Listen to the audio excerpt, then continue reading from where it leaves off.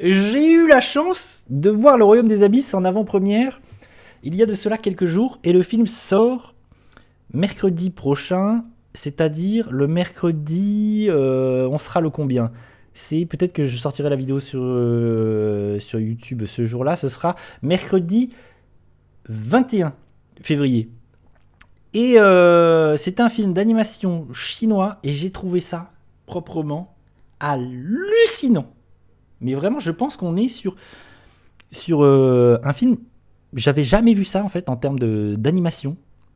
Au niveau du cinéma d'animation, vraiment, je trouve que c'est inédit, tellement visuellement, c'est, ça va être dur à exprimer, à décrire. C'est fou. Franchement, j'ai pris un truc dans la gueule. Je me suis dit, j'avais jamais vu ça. C'est de la folie. Alors par contre, je pense qu'il va y avoir des gens qui vont absolument rejeter le film parce que il est pas forcément pour les plus jeunes. C'est-à-dire qu'en dessous de 10 ans, je pense que c'est complexe parce que le film est d'une hystérie pendant 2 heures. Et d'une hystérie, que ce soit visuelle, de couleurs, de trucs qui te pètent de lumière, c'est hallucinant ce qui arrive pendant 2 heures dans le film. Ça peut être un peu épuisant, un peu fatigant. Je pense que si t'es épileptique, c'est mort, tu deviens fou. C'est un petit peu, ça te fait la sensation, c'est un petit peu comme si tu mangeais un enfant hyperactif qui avait mangé trop de bonbons, trop de sucre, et tu te prends ça dans la gueule. T'as l'impression d'avoir mangé du sucre, un peu trop abusé du sucre, et t'as des hallucinations visuelles, et tu te deviens fou. Mais, au-delà de ça, parce que je pense que ça peut être un peu fatigant et épuisant, parce que vraiment c'est d'une hystérie visuelle, c'est proprement fou, c'est quand même incroyable ce qui se passe devant nos yeux dans ce film et de voir que le cinéma d'animation chinois est capable de proposer ce genre de choses. Et c'est intéressant d'aller voir ça parce que c'est une proposition d'animation qu'on n'a pas trop l'habitude de voir, nous occidentaux. Et c'est cool de voir la Chine proposer un cinéma d'animation ambitieux qui a dû coûter cher. Je sais pas comment c'est possible parce que vraiment, j'ai vu des gens dire ça sur internet. C'est-à-dire que c'est le film d'animation le plus animé que vous pourrez voir de votre vie, tellement ça bouge tout le temps. Ça, c'est un peu rigolo. C'est vraiment animé, mais de fou. Je pense que j'ai rarement vu un truc pareil. Ça bouge tout le temps, tout le temps, tout le temps. J'ai vu que ça avait pris 7 ans de développement. À savoir que les films d'animation, c'est très très long à produire. Ça prend beaucoup de temps, ça coûte très cher. C'est 7 ans de développement et tu comprends pourquoi. Parce que vraiment, c'est. J'ai pas les mots. Il y a des moments, il y a des trucs, il faut mettre des images pour comprendre. Et en plus, je suis allé voir le film. Parce que je vais beaucoup voir les films d'animation, je vais beaucoup voir l'animation, ça m'intéresse, ça me passionne. Et j'avais rien vu. J'avais vu qu'une affiche, j'avais pas vu d'extrait, de bande-annonce, c'est vraiment par curiosité. Et du coup, j'ai pris ça dans la gueule, je me suis dit, je m'attendais pas du tout à prendre un truc pareil. Et vraiment, pendant le film, mon avis, c'est rigolo parce que mon avis, je pense, a bougé pendant le film parce que au bout d'une heure, j'étais un peu saoulé, j'étais là, qu'est-ce qui se passe, qu'est-ce que je suis en train de regarder. Et au final, la fin m'a chopé, les 10 dernières minutes, j'ai pleuré pendant 10 minutes. La fin, je la trouve super, j'aime beaucoup la fin, j'aime beaucoup où va le film. Finalement, tout cet univers, toute cette création d'univers, toute cette folie visuelle prend sens à un moment donné dans le film. Je vais pas spoiler, mais je trouve que le film est assez malin, même s'il y a il y a des grosses ficelles à un moment donné. Je trouve comme ça vraiment chouette. Qu'est-ce que ça raconte que Le Royaume des Abysses? Alors déjà, c'est un film chinois de Tian Xiaopeng. Et c'est un film qui traite, c'est pour ça que je dis qu'au-dessous d'un certain âge, je pense que c'est complexe. C'est un film qui traite du deuil, de la dépression, de la perte de quelqu'un, de sujets un peu sensibles et un peu difficiles comme ça.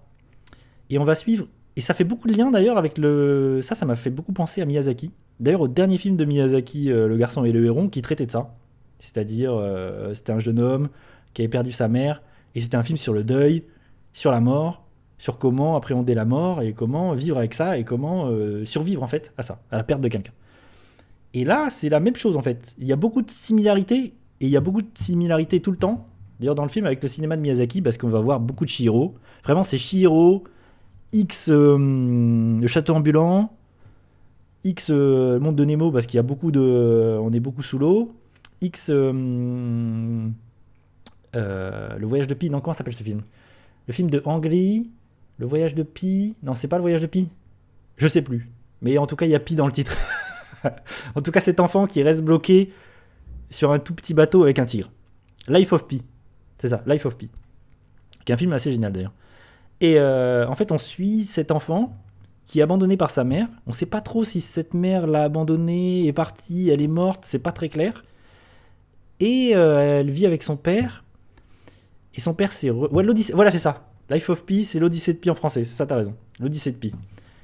Et du coup, elle vit avec son père, qui s'est remarié, qui est avec une autre femme, exactement comme Le Garçon et le Héron de Miyazaki, et avec son demi-frère. Et elle est un peu délaissée, et elle est triste, parce qu'elle est triste de ne pas être avec sa mère, que sa mère l'abandonne. Et tu sens elle est littéralement, elle est en dépression. Elle traverse une dépression, et elle va pas bien. On suit une enfant au début qui va pas bien. Et elle part du coup avec sa famille sur un bateau de croisière, en croisière, et par accident, elle va tomber dans l'eau et elle va rencontrer tout un univers comme ça. C'est un peu le passage, c'est comme Chihiro en fait. Elle va à un moment donné passer dans un autre monde, elle va aller dans un monde fantastique. Elle tombe dans l'eau et elle arrive dans une sorte de monde fantasmagorique où elle va rencontrer des personnages hauts en couleur qu'on peut voir dans la bande-annonce. Mais la bande-annonce, déjà si la bande-annonce elle est, elle est hystérique au possible, c'est 2 heures de ça. Hein. Il faut se rendre compte que c'est 2 heures de ça. Et du coup, on suit cette jeune fille, Chihiro, hein, qui rencontre des personnages comme ça au fond de l'eau. En fait, elle tombe sur un bateau, qui est une sorte de bateau sous-marin, où il y a des gens qui font un peu de la magie. Elle va rencontrer une sorte de cuisinier magicien. On sait pas trop, il fait de la cuisine pour les animaux marins qui sont un peu anthropomorphes, et qui en même temps est magicien, il a des pouvoirs, et il va essayer d'aider cet enfant, qui clairement va pas bien. Et du coup, au contact de tous ces protagonistes, elle va peut-être reprendre un peu goût à la vie, et à la fin, je spoile pas, mais tout ça est plus ou moins une métaphore de ce qui se passe dans la tête de la petite fille. Et à la fin, le film twiste un petit peu, essaye de t'expliquer qu'est-ce qui vient de passer pendant 1h45 et pourquoi c'était aussi fou. Et pendant 10 minutes, vous allez chialer. Moi, vraiment, j'ai mis 4. J'ai mis 4 sur 5. Parce que je trouve visuellement que c'est fou. Vraiment, c'est du jamais vu, je trouve. Hein. J'ai jamais vu un film d'animation. Et pourtant, j'en ai vu.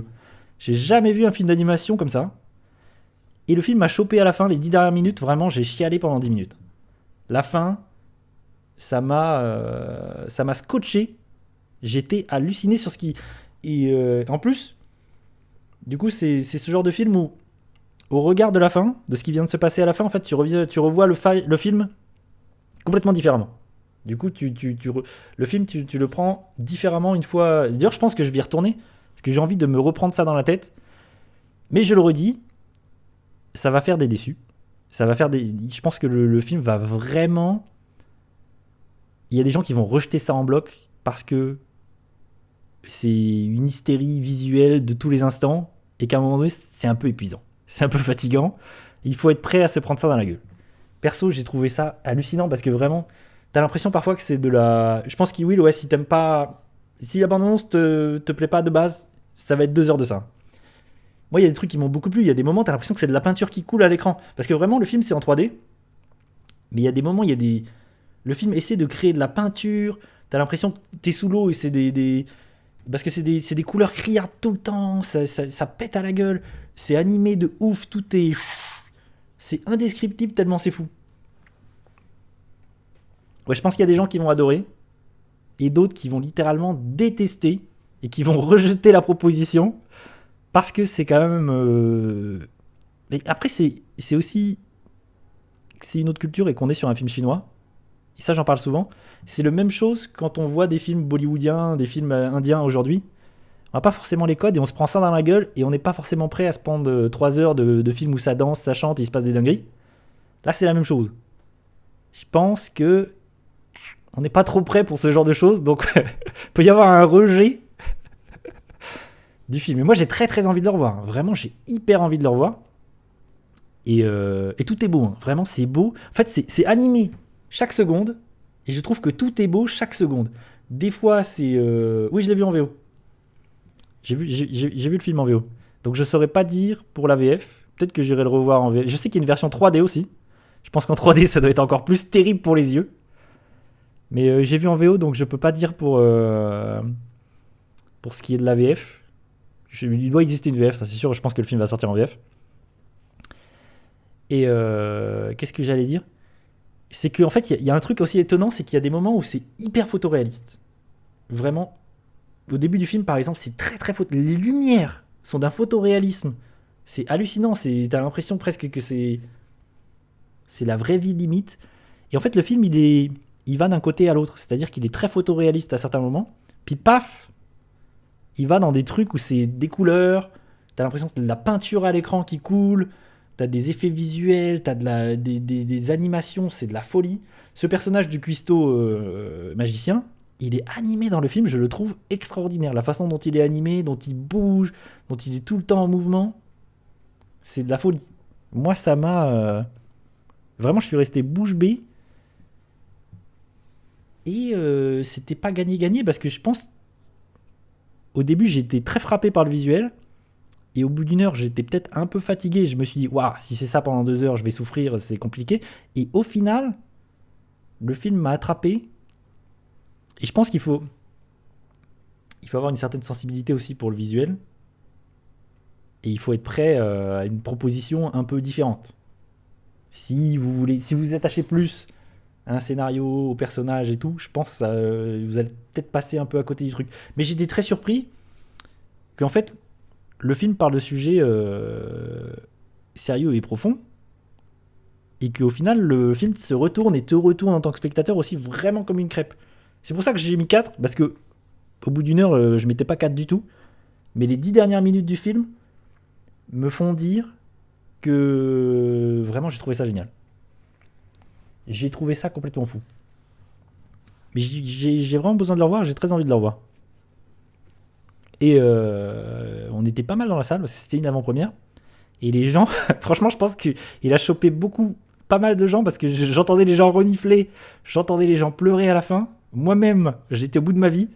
Donc je pense que le film est très très efficace. Après, c'est peut-être des gens qui avaient les yeux qui étaient en train de brûler aussi. Peut-être qu'il y a des gens, les yeux ils étaient en train de fondre. Donc c'était complexe. Par contre, il faut faire gaffe avec les enfants. J'ai vu que d'ailleurs, il y avait des messages d'avertissement. Je crois que sur Allociné, c'est le cas. Et sur les sites des cinémas. Moi, sur le site de mon cinéma, il y avait un avertissement. N'y allez pas trop. Enfin, faites gaffe avec les enfants. Moins de 10 ans, je pense que c'est complexe. Parce que c'est des sujets un peu graves et sérieux. Et que visuellement, je pense que l'enfant, ça devient fou. C'est...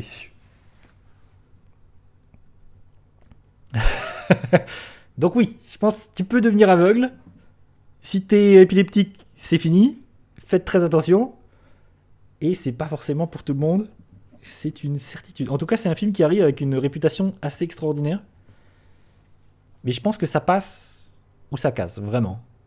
Là, à ce niveau-là, surtout si vous êtes habitué à de l'animation de chez Pixar ou ce genre de choses, ou vraiment, par exemple, Miyazaki, parce que moi j'aime beaucoup Miyazaki, mais il y a beaucoup de Miyazaki dans le Royaume des Abysses, mais c'est un niveau d'hystérie absolument fou, quoi. Ça n'a rien à voir. Vraiment, c'est... Visuellement, il faut pas avoir peur de se prendre des couleurs. Des couleurs dans la gueule. Attention, il faut pas avoir peur. En tout cas, moi, ça sort mercredi, là. Moi, si vous êtes intéressé par l'animation, allez-y. Vraiment, c'est de la folie.